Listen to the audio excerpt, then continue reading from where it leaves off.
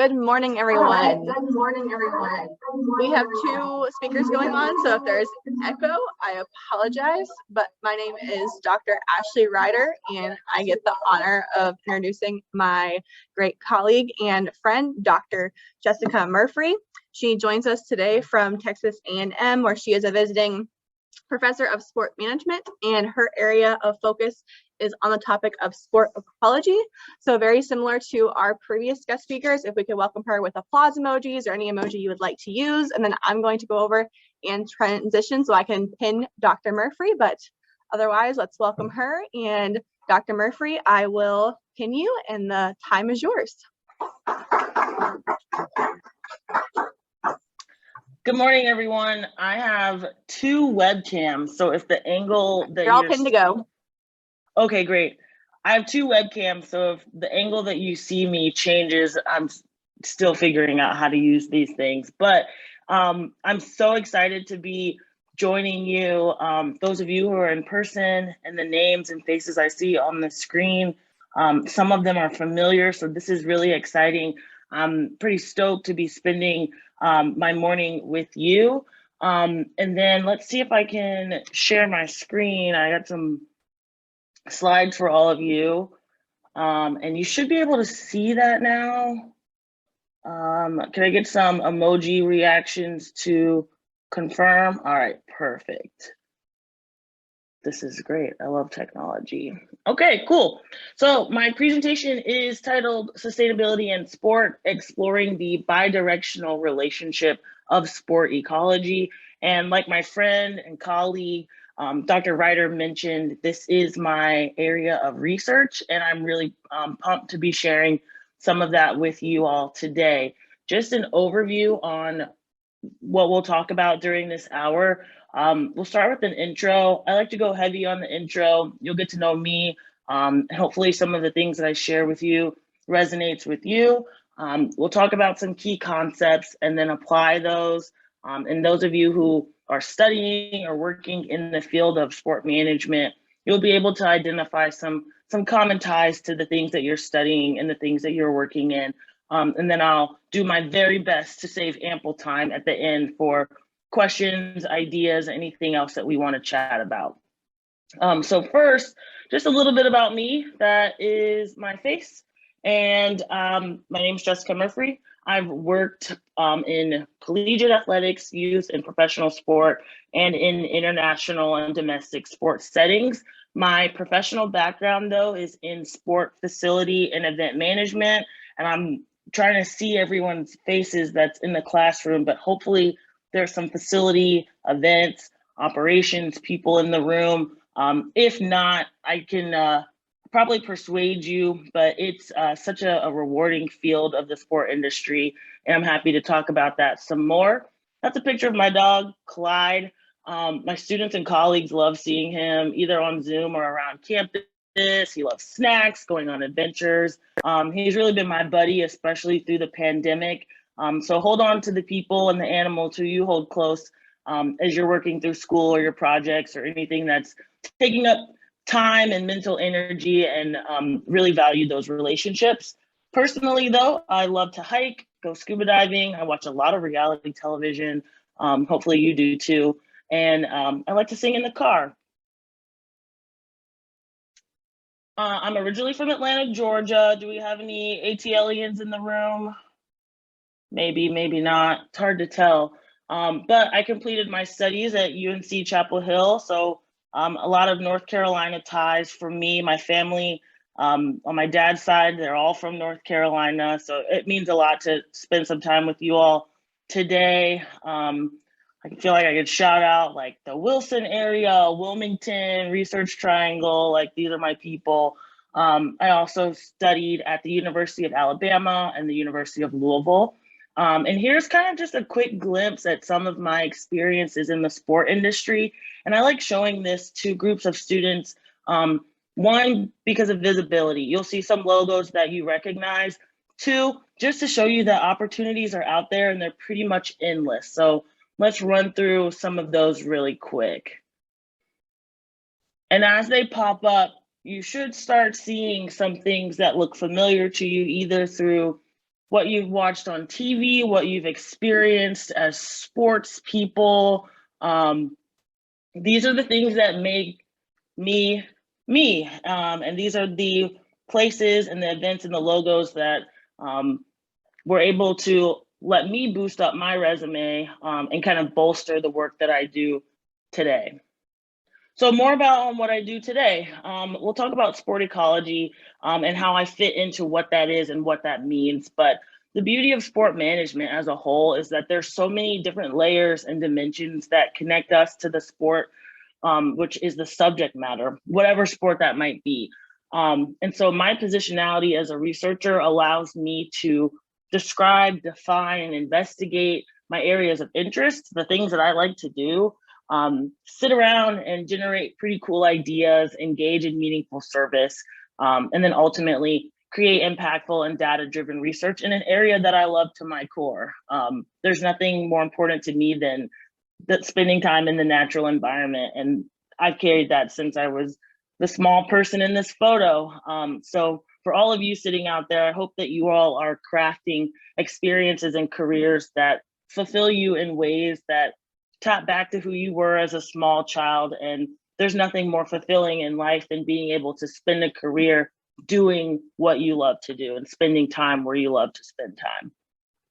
So ultimately, studying sport ecology has allowed me to kind of create my own lane, right? No one's gonna make your own lane, but people are quick to tell you to stay in it. So if you make your own lane, doing what you love to do, then you're setting yourself up for success in the long run. These are some of the things that my job required me to do. I'm being representative for others. I'm collaborating with other people and sharing ideas and spending time on projects.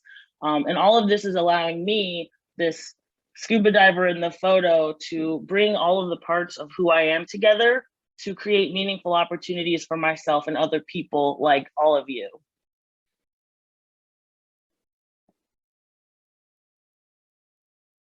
It's time to update my computer. Skip that for now. So Major League Baseball fans in the room, Brent Suter, who's a pitcher for the Milwaukee Brewers, said this quote, and this is going to set us up nicely for our discussion on what in the world sport ecology is. But he said that the unfortunate truth of life is that people who are marginalized are the ones affected hardest during a crisis. I wish I could put an asterisk next to this because we've experienced a lot of crises in the last several years. So that's important. I really want to highlight that part. He went on to say that any way we can mitigate the pain of transformation to a clean society is a big part of what being human is about. So pretty profound quote here on the power of sport, what we're experiencing in society, and what we can do to move forward to leave our planet better than how we found it. That takes a lot of work, but there are a lot of people who are listening and doing that work. So another example, Nicholas Svenningsson, one of the secretaries for the United Nations, he said that sports, so the whole landscape of the sport industry has a very big potential to be part of the solution. The reach of sport is tremendous. He also said that there are more people watching sports games than listening to politics. We are paying attention to sports in ways that we don't pay attention to the other things that we love: music, television, politics, religion, all of these things that we hold really high in our lives as human beings. Sports right up there with it. And so that's something that we can use to our advantage as people who study and work in sports. So hold up for a second. What is sport ecology? I've said it a few times, I've danced around it in a few circles, but what does that mean? Does anybody want to take a stab at that?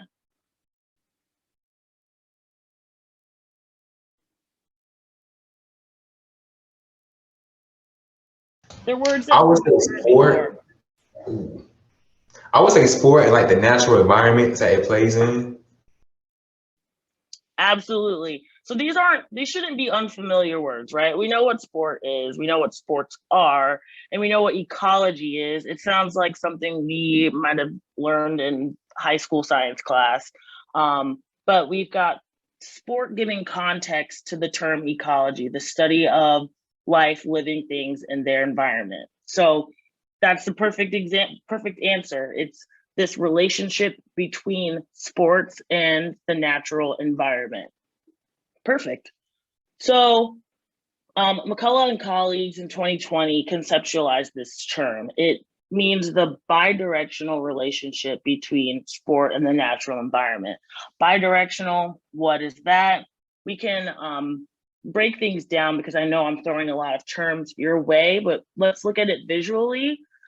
Sport ecology's bidirectional relationship can be imagined as a two-way street where sport affects the natural environment and the natural environment affects sport. And climate studies work the same way, but here we're just referencing the sports that we enjoy. So it looks a little bit like this. Two-way street here, right? Traffic's going both directions. The environment affects sport, sport affects the environment. And there are a whole host of ways that that plays out in real life. So we'll continue to break this down as we move through today's presentation. So looking at this topic kind of as a whole from a big picture, sport ecology does fall under this umbrella of what sport management is. And it's science, it's social science, it's a field of its own, it's a niche of its own, even though it falls into sport management studies. There are a few key concepts that I want to break down to provide more context into my field. So first, bidirectional, I mentioned that, right? That's the two-way street, traffic's going both ways. This is a pattern where both parties affect and are affected by each other. Moving over to the right, ecology, this is the scientific study of ecosystems, right? That thing you learned about in high school science, living things, their environments, and the way they interact with each other. Moving down to the bottom left, climate change. This refers to holistic changes in measurement of climate features for a region over time. Some of those measurements include the amount of precipitation, increased snowfall, events of extreme weather, how acidic the ocean is. All of these things contribute to changes in climate that's making it more and more difficult to sustain life on Earth as we know it to be. And this one in particular is where the focus of my research is and how sport kind of fits into that big nexus. And then that final term over there, anthropogenic, that's a big one, but it basically means of or relating to or caused by human beings. So you and I play a huge role in this, right? We're not just leaves blowing through the wind. We have actions and we have decisions that we make that affect things that are bigger and longer lasting than us and our time on Earth. And hopefully sport can be one of those things. We don't want to see sport go away. So a few examples just to break this down again some more. Back to that bidirectional term. Looking at the sports themselves, there are sports that are extremely threatened by climate change. Skiing, for example, is at risk due to severe loss of snow cover worldwide. Look at our skier presented here. She is on rocks, and that's not how you ski. If anyone's been skiing, what's in North Carolina, like Sugar Mountain, Boone? Imagine going out there and this is the slope, this is the landscape to enjoy a sport like that. Moving over to the middle, participants are affected by this. Kind of historic moments in time. We've seen heat strokes, we've seen sudden cardiac deaths. There's increased instances of heat exhaustion and the inability to predict training and competition conditions for athletes at all levels. So this isn't just for professionals, this isn't just at the Olympics, this happens to children, which is pretty disheartening. Show of hands, do we have current competitive athletes in the room or former high school athletes or club sport athletes? I see some.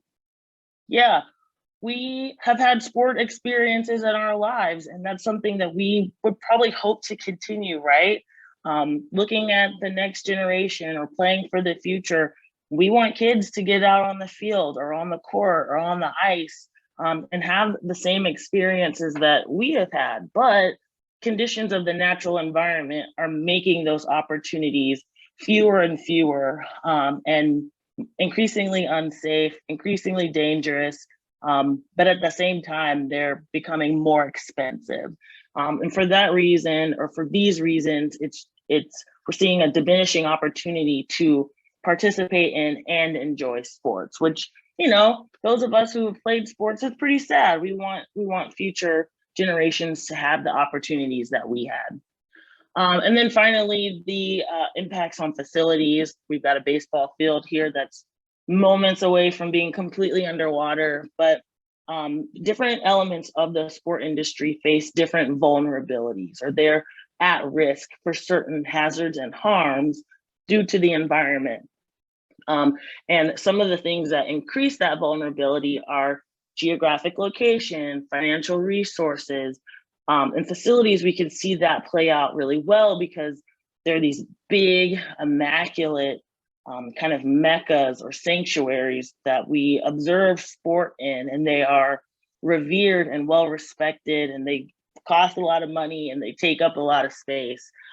They also house thousands of people. So not only are we seeing damages to infrastructure, but all of these things affect human life. They use up a lot of energy.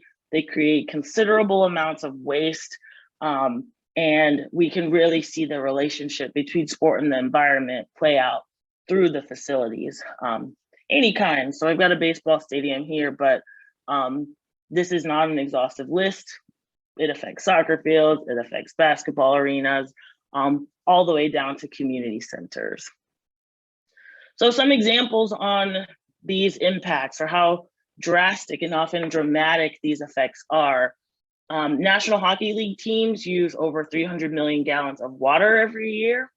FBS football games produce anywhere between 20 to 100 tons of waste. That's trash, that's food waste.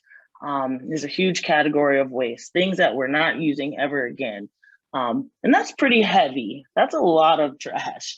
And then my favorite one, San Francisco Giants. I don't know if we have any Giants fans in the room, but every year they produce over 160,000 pounds of peanut shells. I would never want to have to clean all of that up. There are a lot of people with peanut allergies, but this just goes to show how much goes to waste just because we like to enjoy sports. So back to these same terms again that I showed you previously, we'll take a look more at this bidirectional relationship, because if something is impacting and impacted by something else, that means there's opportunities for solutions. So we'll start with the problem. There are a lot of issues. This has been very issue focused so far, but sports' relationship with the natural environment does have these detrimental outcomes. And my tennis player here is showing us that we can take an offensive and a defensive approach to that. The solution then are efforts for environmental sustainability, environmental protection, and climate action by sport organizations. If you have kept up with the news this week, there's a lot of doom and gloom and detriment and harm and unrest. But when these things happen, as they kind of continue to do, my recommendation is to not watch the news all the time. There are opportunities for solutions, and this will require all of us to be thoughtful and be considerate and respectful and creative to come up with what those solutions can be. Sport ecology really is no different, but the term that we return to on how to make things better, or how to make things right, is sustainability. So when you hear the word sustainability, what are some of the things that come to mind?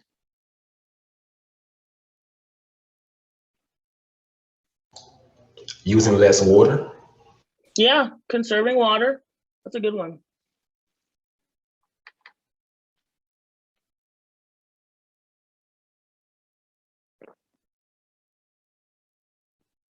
Got anything else? I can also say the lack of air pollution.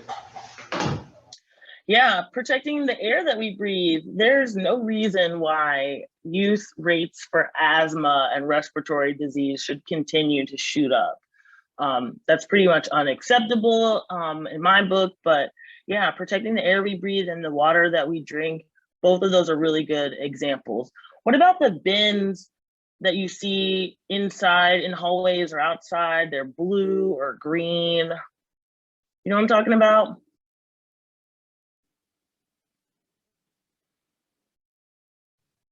And I can put my plastic bottle in it, or I can throw my can in it. Recyclable? Yeah, recycling. Yeah, and protecting our food waste by throwing those, our food waste or our organic waste into special bins. This is a huge thing in the state of North Carolina. It maintains the agriculture and the farming in the region, producing soil, but composting is another huge way. Conserving energy, you know, you'll see the signs to turn lights off and shut your electronics down. Oh, we got a hand up. Hi, yes, I'm Dr. Willis at NC State. And Hi. when I think about sustainability, I think about environmental sustainability, economic sustainability, and equitable sustainability. So all of the things Absolutely. that you just mentioned, and I have my students do projects on this, and like the zero waste, state has all these like just posted everywhere. So LEED certification is something else I think about. The silver, the gold, the platinum, of course, you know all that. So yeah, those are some of the things that I think about. That's a perfect example, or multiple examples. And there's so many different categories of sustainability. That term really means that we're preserving things. We can look at it from kind of a kid's standpoint, that we don't want to use up more than what we need to make sure that resources remain for other people. And Dr. Willis's point was perfect, because that can apply to society. There's social sustainability and maintaining our culture and communities, increasing accessibility for others and diversity. That's going to allow people to live healthy, happy lives over time. Economic or financial sustainability, right? So there are a lot of greedy people in the world, but ensuring that there are equitable systems to finances, taxes, income, all of these things that are very confusing for many people.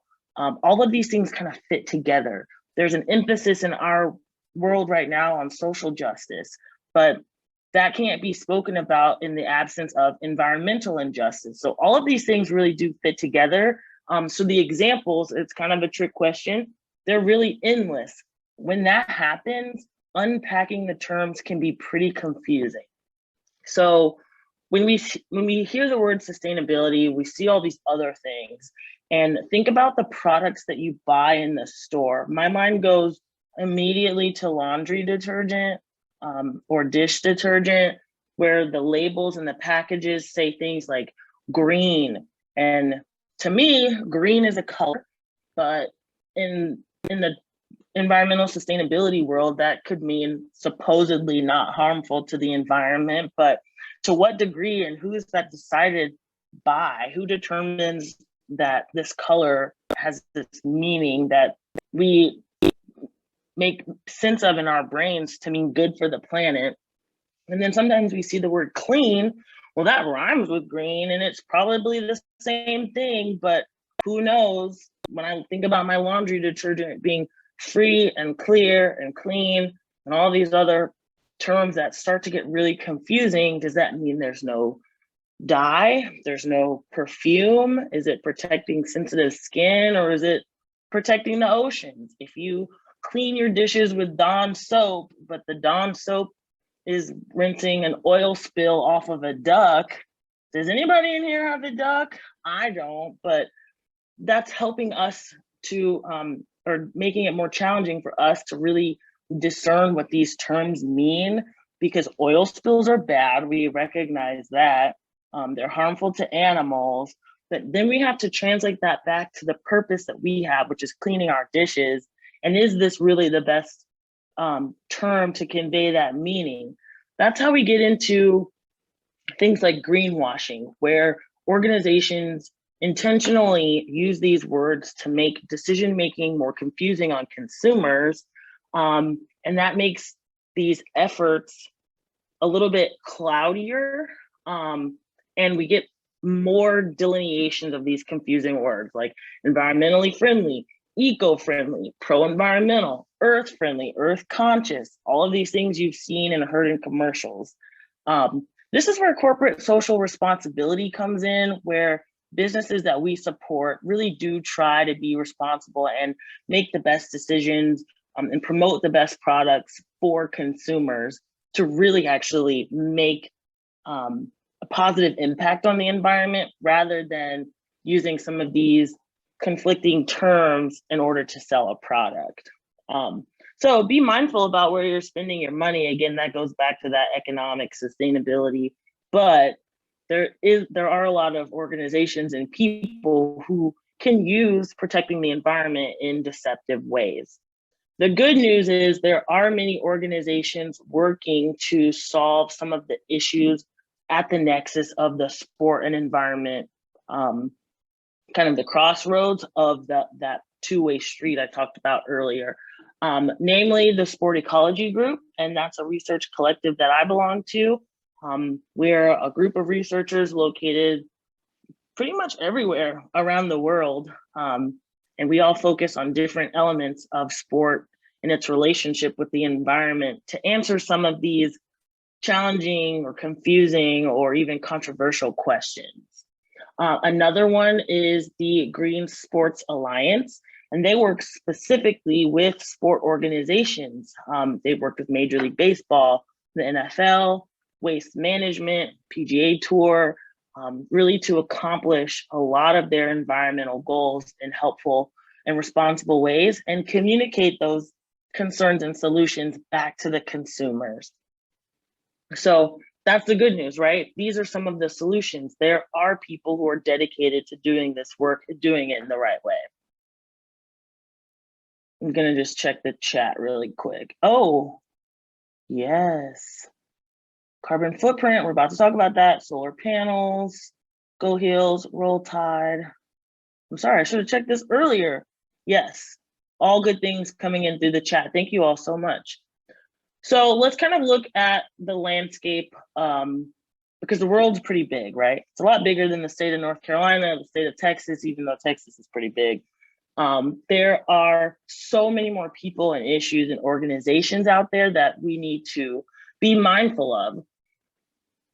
So Adidas, and I'll talk about Adidas here in a second. Some of the ways they're trying to solve these problems is by promoting environmental sustainability, making that kind of the crux or the front-facing issue through their products. And they're the second largest athletic retailer in the world. They're developing fully recyclable shoes. They're developing sportswear that's made from trash, things pulled out of the ocean. And that's considered their contribution, right? They created a lane for themselves and they're excelling at it. Another one, the Australian Open. They've got goals for climate action, climate mitigation to be fully implemented by the year 2050, which seems like a lifetime away, but as we know from watching the news, of course, time goes by really, really fast. And they are really setting these goals to not be too lofty, to be attainable. And so hopefully by the year 2050, we're seeing some really good changes from the Australian Open. The IOC, so we just wrapped up a Winter Olympics. They are working on developing the Great Green Wall with the African Union and the United Nations. And the Great Green Wall is set to be one of the largest forest fields on Earth, if not largest. But they are planting, protecting, growing, and maintaining a huge forest of trees to produce more oxygen to help global air quality. I know we mentioned that earlier, but at the same time, the United Nations is helping the IOC with their own zero waste strategies. Their headquarters is almost entirely, if not entirely, powered by renewable energy. So a lot of great things going on there. And the IOC is super visible. We just finished the Winter Olympics. So we're looking forward to a lot more coming from them. Beijing 2022, we just wrapped that up. They had a goal of using ozone-friendly refrigerants for winter sports. And we know that the Beijing Winter Olympics was the first Olympic Games to use 100% artificial snow. The previous Winter Olympics had between 97 and 98% artificial snow, so not too far off of 100, but this really was a mark in history for what it means to host the Olympic Games and how we can preserve sport, because all of the snow and ice that we watched while watching Skeleton or watching Shaun White's last ride, none of that came out of the sky. 0% of that fell from the sky. It was all produced by human beings. And I'll talk about that one a little more in a second. And then Amazon, our favorite gigantic, controversial, prime retailer. Amazon recently built an open Climate Pledge Arena in Seattle, home of the newest NHL expansion team, the Seattle Kraken.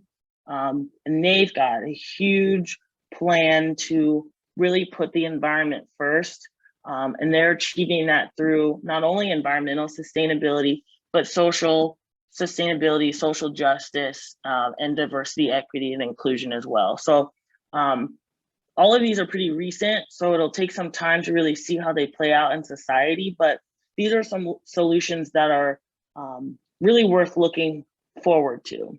And I will talk about Adidas here a little bit more, related to a research project that I conducted. So I mentioned corporate social responsibility a few slides ago, and that just means organizations have an obligation to do a bit more than not committing crimes and making a profit. We expect more from organizations than just that. We expect them to act with ethics and morals. We expect them to give back, be philanthropic, and be good to each other, be good to society, and to the environment as well. So corporate social responsibility was a good model to examine what a business's intentions are. And if Adidas' business intentions is just to stay hip with the kids and make cool sneakers and be featured on athletes, do they want to do a little bit more than that? And through looking at corporate social responsibility, we can kind of see what the corporation's actions, their decision making, their practices were. Are they just trying to make a profit, or do they actually care about the environment? And so Adidas partnered with Parlay for the Oceans back in 2015 with the goal of making athletic apparel, starting with shoes, that uses recycled ocean plastic. This is plastic that they pulled out of the ocean from fishing nets and trash that just kind of accumulates there and along the beaches and the coasts.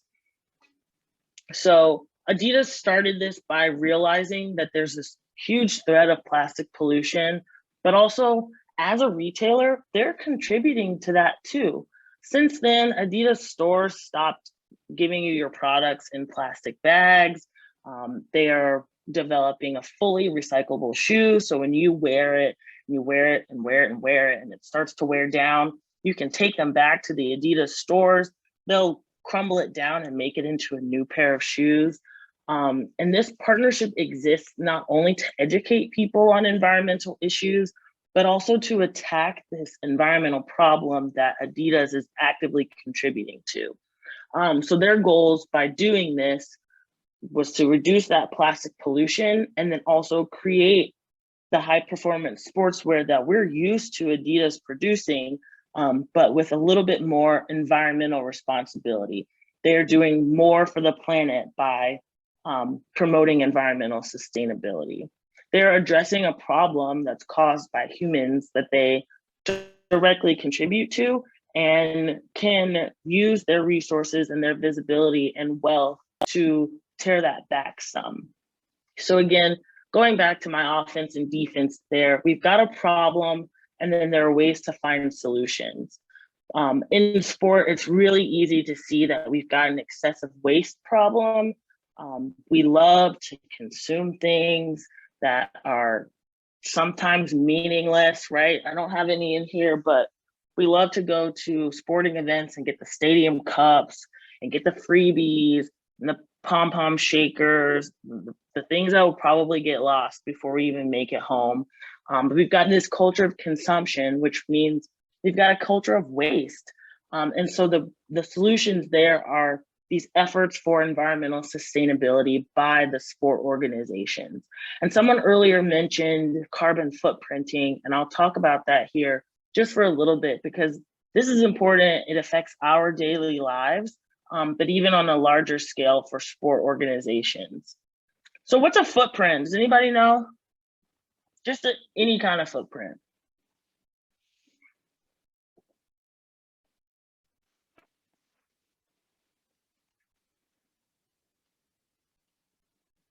And I'll check the chat too. I would have to say it's something that you will leave behind.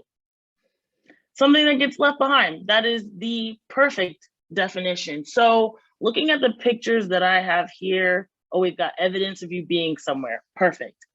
Looking at the pictures here, which of these is a footprint?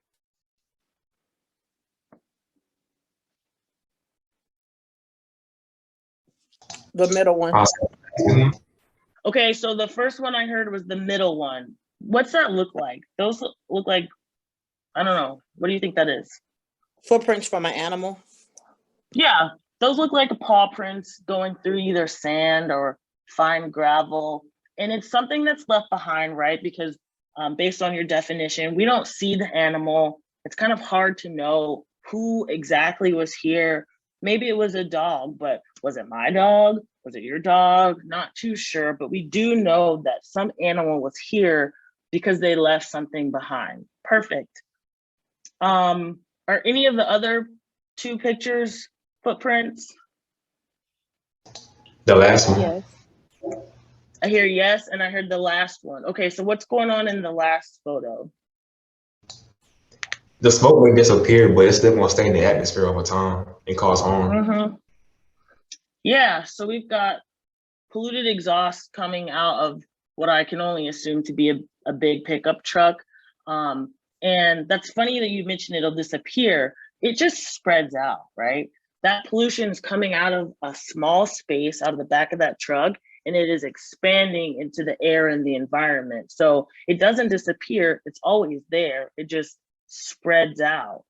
So it's harder to see, it's less concentrated, but we do have evidence of that truck being right there because of what it's leaving behind.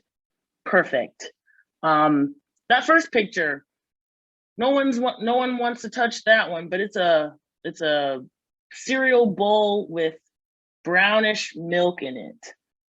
So what would that be a footprint? It actually would be a footprint, because if you think about it, once the stuff is gone, once the liquid is gone, you'll be able to still see an indentation or a print of where the milk had where it was at when it was finished. Okay, so we've got, that's interesting. Okay, I like that. So once we finish that, once the milk is gone, it's either poured out or consumed, we can still kind of tell that something was in there. We got any cereal eaters in the room? I'm a Frosted Flakes kind of girl. Honey Bunches of Oats, Fruit Loops. In my classes, Cinnamon Toast Crunch is like the favorite for whatever reason. It's not that good. Don't at me. When we eat cereal, you go in the fridge.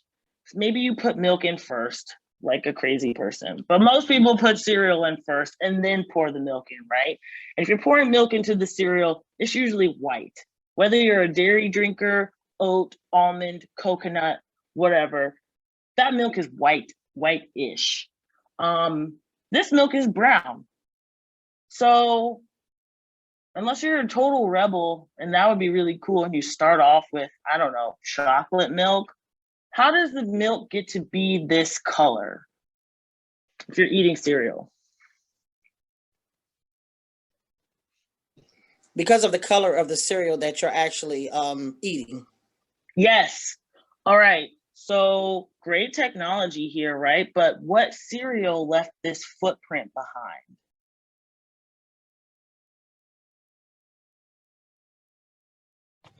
A cereal that has that's brown maybe, like Cocoa So what Puff. we got Cocoa Puffs, Cocoa Krispies, Count Chocula.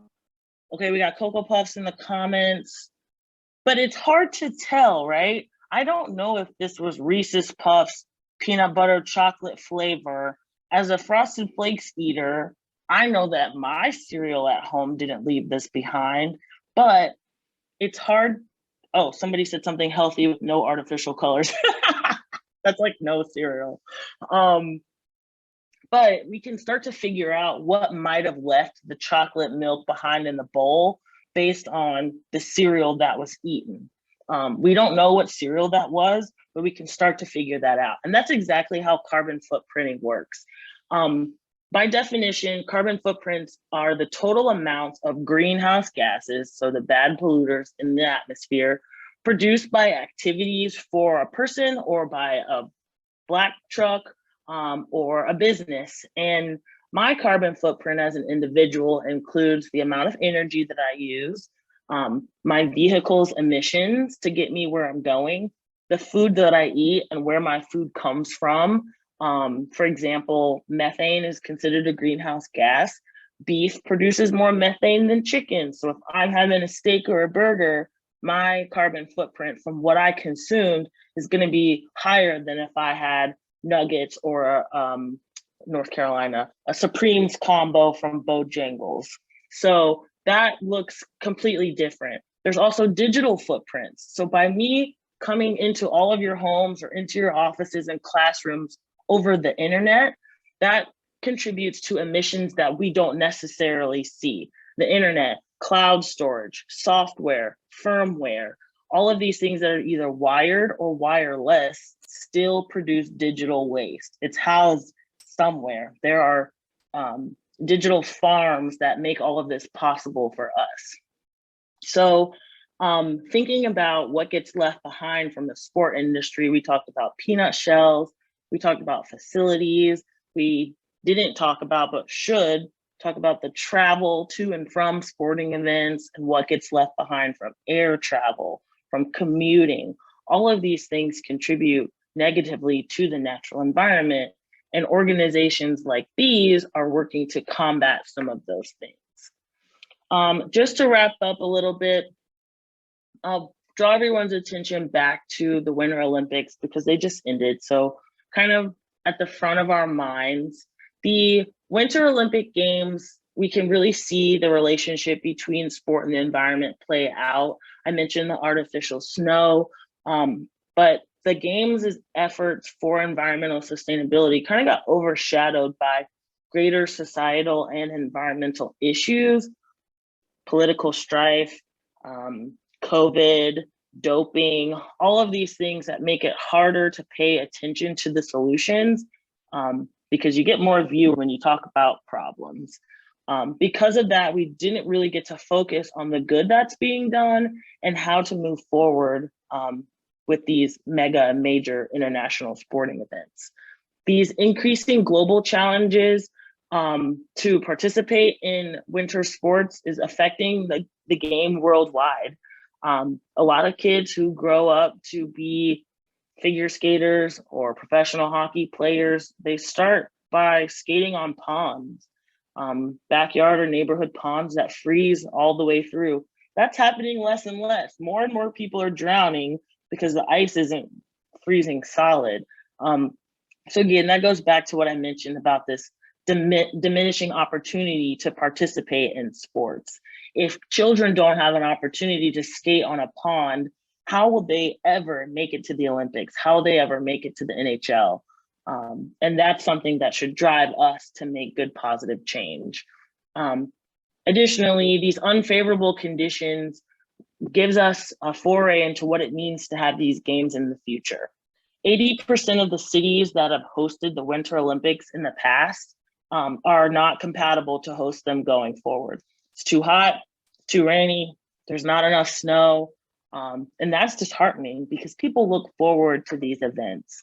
And again, that's why we have to spend our money to make snow and ice only to preserve the sport if we want these events to keep happening. So the onus is on us to come up with the solutions. Is artificial snow the perfect solution?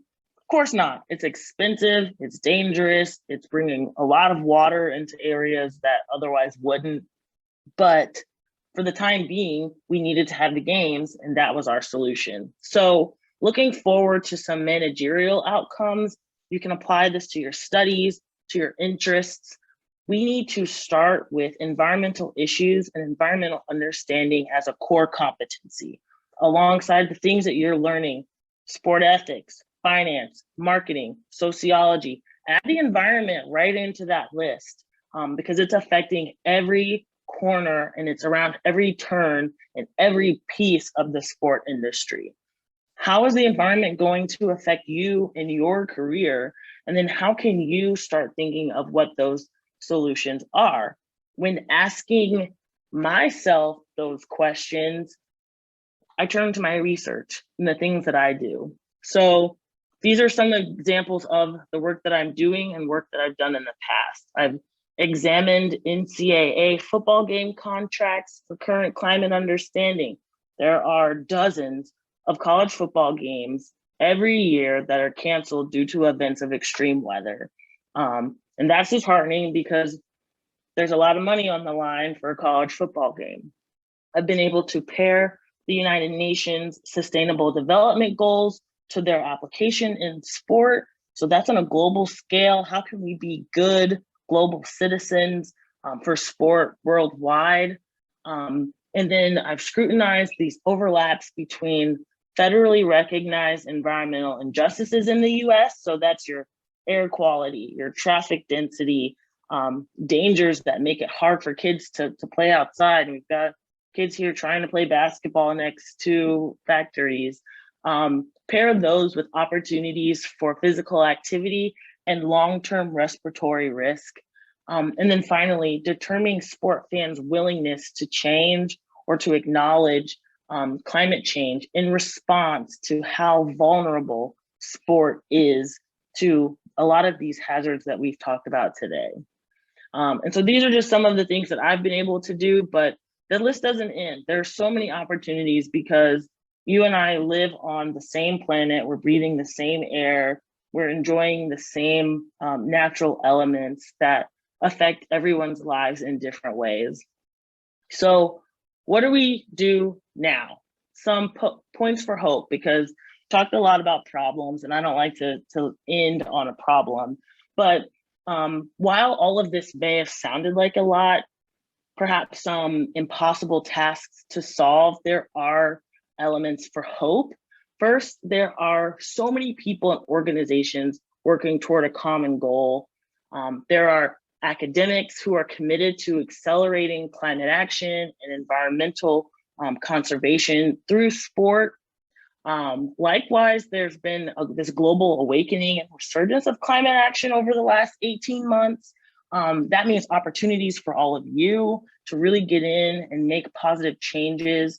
And then also sport remains this powerful tool to transform and inspire. And it is this lens through which the realities that face our planet can easily be seen. And then finally, and probably most importantly, you are here, you're sitting around the table, you're logged in and you're engaged. And that is step one. So together we can create impactful data-driven research experiences and opportunities in an area that affects our lives and hopefully is one that we all care about. So if there's any time left, let's chat. I would love to hear your ideas, your questions. You can email me, you can tweet at me, but this is a conversation that I hope continues even after I log off today.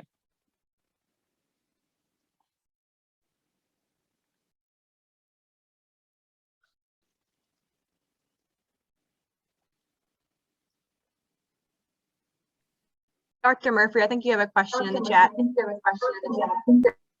Okay, I see Tyler says, what are some good ways to break into the sports industry? Good question. You all are in the state of North Carolina where there are multiple professional teams and a huge concentration of collegiate programs, home of the Atlantic Coast Conference, and a ton of major sport events that come to the area. I would start by volunteering, reaching out, and not being a stranger. I secured my very first internship in college sport by emailing the coaching staff of the team I wanted to work with. They didn't know me, but I made sure that they did by sharing that information and just reaching out and starting a conversation with them.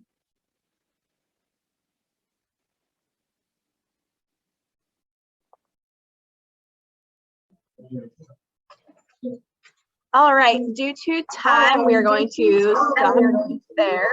But if we all could please thank Dr. Murfree for her time today. If you have any questions,